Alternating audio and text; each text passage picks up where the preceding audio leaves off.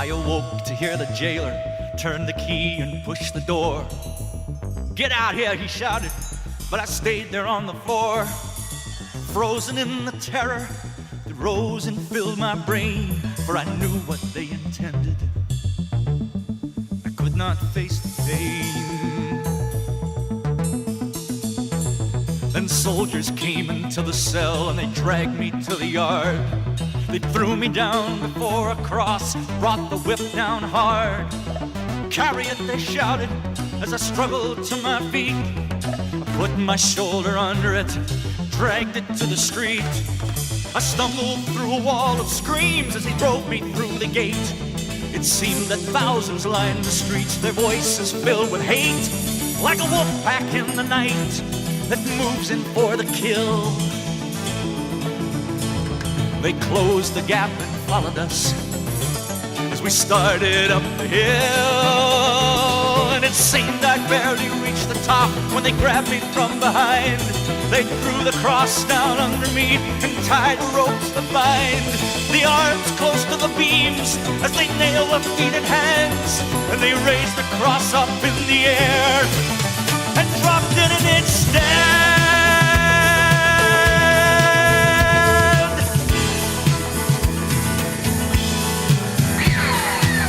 Through a blur of pain, I saw the cross there next to mine.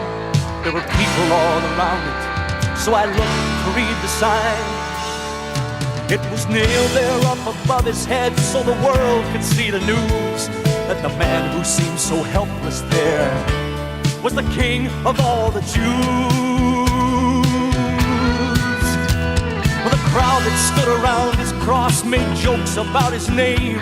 They shouted, laughed, and spat on him, so I joined in the game. I said, "Hey, if you're the king, why don't you get us down from here?" The taunt just sounded hollow, and it echoed in my ears. 'Cause he looked at me with eyes that seemed to reach into my heart. They shone a light on all my lies and tore my life apart. There was more that lay behind his gaze than simply blood and clay. But knowing was too much for me, I had to look away. Then I chanced another look at him as he was looking down, where the soldiers who just crucified us drank there on the ground. And although he spoke them quietly, somehow his words came through. He said, "Father, please forgive them. They don't know what they do." Then as if they heard him speaking, the crowd began to roar with the frenzy by the priests who urged them on to more. But the worse the accusations now, the plainer I could see the guilt of the accusers, not the one there next to me.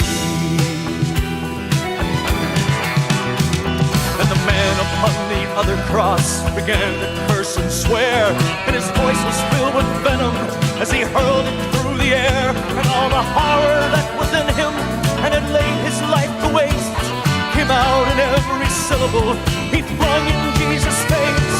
And Jesus only looked at him, but something rose inside of me, and in spite of all that watched us there, it couldn't be denied, because his righteousness and innocence were shining bright and strong. I just couldn't keep my silence, and that cursing still went on. I cried out, "Don't fear the wrath of God, even at the end. You'll curse us both into the pit. Is that what you intend? We're only getting what we're due. We've sinned our whole lives long. But don't you talk to him that way. He's done nothing wrong."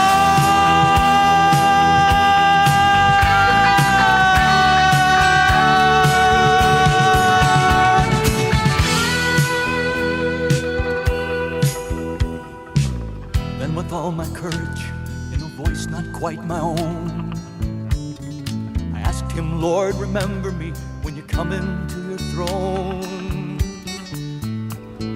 He answered me, and even then his love was undisguised. He said, "Before the sun has set today, you'll be with me in paradise. Well, the shouts and curses did not stop even when the sunlight ceased, but somehow in the midst of it, my soul had been released. And though the agony continued, it was still too small a price to be allowed to hear those words and to die